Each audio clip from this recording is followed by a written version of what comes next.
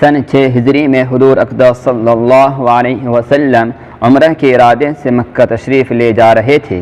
کفار مکہ کو اس کی خبر ہوئی اور وہ اس خبر کو اپنی ذلت سمجھے، اس لیے مزاحمت کی اور حدیبیہ میں آپ صلی اللہ علیہ وسلم کو رکنا پڑا۔ جانصر صحابہ رضوان اللہ تعالی علیہم اجمعین ساتھ تھے، جو حضور صلی اللہ علیہ وسلم پر جان قربان کرنا فخر سمجھتے تھے، لڑنے کو تیار ہو گئے، مگر حضور صلی اللہ علیہ وسلم نے مکہ والوں کی خاطر سے لڑنے کا ارادہ نہیں فرمایا اور صلح کی کوشش کی، اور باوجود صحابہ رضوان اللہ تعالی علیہم اجمعین کی لڑائی پر مستعدی اور بہادری کے، حضور اکرم صلی اللہ علیہ وسلم نے کفار کی اس قدر رعایت فرمائی کہ ان کی ہر شرط کو قبول فرما لیا۔ صحابہ رضوان اللہ تعالی علیہم اجمعین کو اس طرح دب کر صلح کرنا بہت ہی ناگوار تھا، مگر حضور صلی اللہ علیہ وسلم کے ارشاد کے سامنے کیا ہو سکتا تھا کہ جانصر تھے اور فرما بردار تھے، اس لیے حضرت عمر فاروق رضی اللہ تعالی عنہ جیسے بہادروں کو بھی دبنا پڑا۔ صلح میں جو شرطیں طے ہوئیں، ان شرطوں میں ایک شرط یہ بھی تھی کہ کافروں میں سے جو شخص اسلام لائے اور ہجرت کرے، مسلمان اس کو مکہ واپس کر دیں، اور مسلمانوں میں سے خدا نخواستہ اگر کوئی شخص مرتد ہو کر چلا آئے تو وہ واپس نہ کیا جائے۔ یہ صلح نامہ ابھی تک پورا لکھا بھی نہیں گیا تھا کہ حضرت ابو جندل رضی اللہ تعالی عنہ ایک صحابی تھے جو اسلام لانے کی وجہ سے طرح طرح کی تکلیفیں برداشت کر رہے تھے اور زنجیروں میں بندھے ہوئے تھے، اسی حالت میں گرتے پڑتے مسلمانوں کے لشکر میں اس امید پر پہنچے کہ ان لوگوں کی حمایت میں جا کر اس مصیبت سے چھٹکارا پاؤں گا۔ ان کے باپ سہیل نے، جو اس صلح نامہ میں کفار کی طرف سے وکیل تھے اور اس وقت تک مسلمان نہیں ہوئے تھے، فتح مکہ میں مسلمان ہوئے، انہوں نے صاحب زادے کو تماچے مارے اور واپس لے جانے پر اصرار کیا۔ حضور صلی اللہ علیہ وسلم نے ارشاد فرمایا کہ ابھی صلح نامہ مرتب بھی نہیں ہوا، اس لیے ابھی پابندی کس بات کی، مگر انہوں نے اس بات پر اصرار کیا۔ پھر حضور صلی اللہ علیہ وسلم نے ارشاد فرمایا کہ ایک آدمی مجھے مانگا ہی دے دو، مگر وہ لوگ ضد پر تھے، نہ مانا۔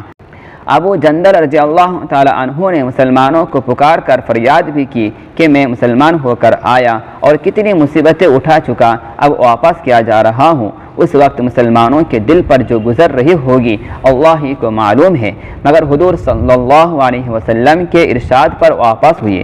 حضور صلی اللہ علیہ وسلم نے تسلی فرمائی اور صبر کرنے کا حکم دیا اور فرمایا کہ عنقریب حق تعالی شانہ تمہارے لیے کوئی راستہ نکالیں گے۔ صلح نامہ مکمل ہو جانے کے بعد ایک دوسرے صحابی ابو بصیر رضی اللہ تعالی عنہ بھی مسلمان ہو کر مدینہ منورہ پہنچے۔ کفار نے ان کو واپس بلانے کے لیے 2 آدمی بھیجے، حضور اقدس صلی اللہ علیہ وسلم نے حسب وعدہ واپس فرما دیا۔ ابو بصیر رضی اللہ تعالی عنہ نے عرض بھی کیا، یا رسول اللہ صلی اللہ علیہ وسلم، میں مسلمان ہو کر آیا، آپ پھر مجھے کفر کے پنجے میں بھیجتے ہیں؟ آپ صلی اللہ علیہ وسلم نے ان سے بھی صبر کرنے کو ارشاد فرمایا کہ انشاءاللہ عنقریب تمہارے واسطے راستہ کھلے گا۔ یہ صحابی ان دونوں کافروں کے ساتھ واپس ہوئے۔ راستے میں ان میں سے ایک سے کہنے لگے کہ یار، تیری یہ تلوار تو بڑی نفیس معلوم ہوتی ہے، شیخی باز آدمی ذرا سی بات میں پھول ہی جاتا ہے۔ وہ نیام سے نکال کر کہنے لگا کہ ہاں، میں نے بہت سے لوگوں پر اس کا تجربہ کیا۔ یہ کہہ کر تلوار ان کے حوالے کر دی، انہوں نے اسی پر اس کا تجربہ کیا۔ دوسرا ساتھی یہ دیکھ کر کہ ایک کو تو نمٹا دیا، اب میرا نمبر ہے، بھاگا ہوا مدینہ آیا اور حضور اکرم صلی اللہ علیہ وسلم کی خدمت میں حاضر ہو کر عرض کیا کہ میرا ساتھی مر چکا ہے، اب میرا نمبر ہے۔ اس کے بعد ابو بصیر رضی اللہ تعالی عنہ پہنچے اور عرض کیا کہ یا رسول اللہ صلی اللہ علیہ وسلم، آپ اپنا وعدہ پورا فرما چکے کہ مجھے واپس کر دیا، اور مجھ سے کوئی عہد ان لوگوں کا نہیں ہے جس کی ذمہ داری ہو، وہ مجھے میرے دین سے ہٹاتے ہیں، اس لیے میں نے یہ کیا۔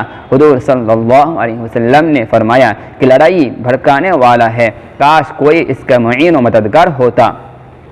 وہ اس کلام سے سمجھ گئے کہ اب بھی اگر کوئی میری طلب میں آئے گا تو واپس کر دیا جاؤں گا، اس لیے وہ وہاں سے چل کر سمندر کے کنارے ایک جگہ آ پڑے۔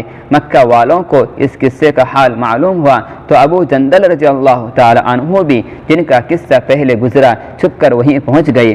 اسی طرح جو شخص مسلمان ہوتا وہ ان کے ساتھ جا ملتا۔ چند روز میں ایک مختصر سی جماعت ہو گئی۔ جنگل میں جہاں نہ کھانے کا کوئی انتظام، نہ وہاں باغات اور آبادیاں، اس لیے ان لوگوں پر جو گزری ہوگی وہ تو اللہ تعالیٰ ہی کو معلوم ہے۔ مگر جن ظالموں کے ظلم سے پریشان ہو کر یہ لوگ بھاگتے تھے، ان کا ناطقہ بند کر دیا۔ جو قافلہ ادھر کو جاتا اس سے مقابلہ کرتے اور لڑتے، حتیٰ کہ کفار مکہ نے پریشان ہو کر حضور صلی اللہ علیہ وسلم کی خدمت میں عاجزی اور منت کر کے اللہ کا اور رشتہ داری کا واسطہ دے کر آدمی بھیجا کہ اس بےسری جماعت کو آپ اپنے پاس بلا لیں کہ یہ معاہدہ میں تو داخل ہو جائیں اور ہمارے لیے آنے جانے کا راستہ کھلے۔ لکھا ہے کہ حضور صلی اللہ علیہ وسلم کا اجازت نامہ جب ان حضرات کے پاس پہنچا ہے تو ابو بصیر رضی اللہ تعالی عنہ مرض الموت میں گرفتار تھے۔ حضور صلی اللہ علیہ وسلم کا والا نامہ ہاتھ میں تھا کہ اسی حالت میں انتقال فرمایا۔ فائدہ: آدمی اگر اپنے دین پر پکا ہو، بشرطے کہ دین بھی سچا ہو، تو بڑی طاقت اس کو نہیں ہٹا سکتی، اور مسلمان کا مدد کا تو اللہ کا وعدہ ہے، بشرطے کہ وہ مسلمان ہو۔ حاصل: اس واقعہ سے ہمیں یہ سبق ملا کہ استقامت کامیابی کے لیے ضروری ہے۔ اگر استقامت نہ ہو تو انسان بہت جلد حالات کا شکار ہو کر اپنے ایمان سے محروم ہو جاتا ہے۔ چنانچہ ہمیں بھی چاہیے کہ زندگی کے ہر موڑ پر اپنے ایمان پر استقامت سے ڈٹے رہیں۔ اللہ تعالی ہمیں اس واقعہ سے سبق حاصل کر کے عمل کرنے کی توفیق عطا فرمائے۔ آمین یا رب العالمین۔